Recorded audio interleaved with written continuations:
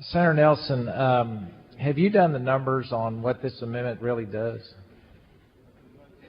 On what this amendment does? Yeah, do you know what this amendment really does? I am told, you're talking about how much money it will No, what it really does to state employees. Do you know? What it does to state employees. Yes, it doesn't do anything to state employees. It merely tells our agencies that for non-essential positions, we're going to freeze hiring for those non-essential positions for 2 years. Yeah, but do you know what those words mean? Well, I hope they mean what I just said. Okay. Can I at least tell you what I think they mean? I'd be happy to hear what you... We have approximately 240,000 state employees. The budget that's on your desk funds 240,000 state employees. There's a slight increase because of Senator Williams' bill, but basically the number of employees that we're funding in House Bill 1 is exactly the same as the number of employees we have now. What this bill does, if you create a hiring freeze, is it doesn't allow agencies to replace people through attrition. Now, the attrition rate of state employees in Texas is approximately 10%.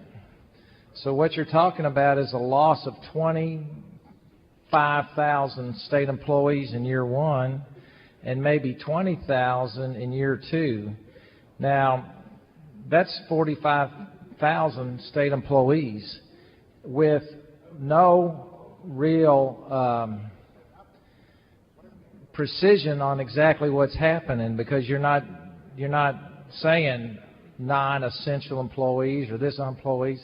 But I don't think that I could vote for a freeze that could ultimately result in a 45,000 person reduction in state employees, which would basically go from 250,000 to 210.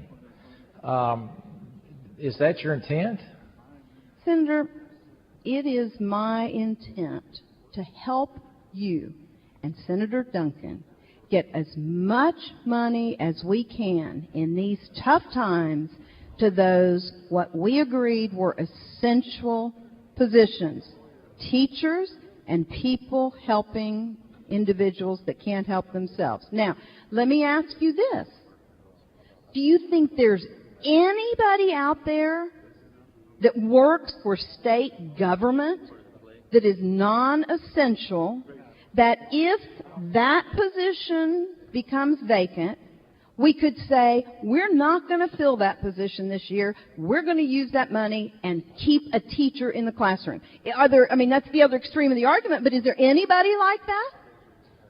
There are non-essential positions that I'd like to not fill for 2 years so we can keep teachers in the classroom. But this amendment doesn't do that. Of course it does.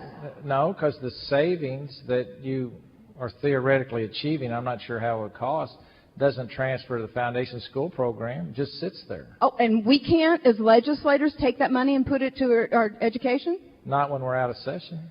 A legislative budget board can't do that? No. I'll bet we could get the governor to call a special session just to give this available money to teachers. All right. Well, I think I've made my point that I think you're talking about a $40,000 to $50,000 employee cut after 2 years if this amendment goes on. No, we're not cutting employees.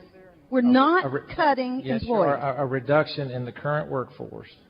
And my concern is that you can do the same exact thing with much less unintended consequence by doing an across-the-board budget cut. 1%, 2%, 3%, whatever you think is appropriate. In fact, I talked to Senator Patrick about that, about how to balance the budget. If we ran out of all other options, you could just do an across-the-board budget cut. But I think the potential unintended consequences of just simply saying we're going to freeze employees could create problems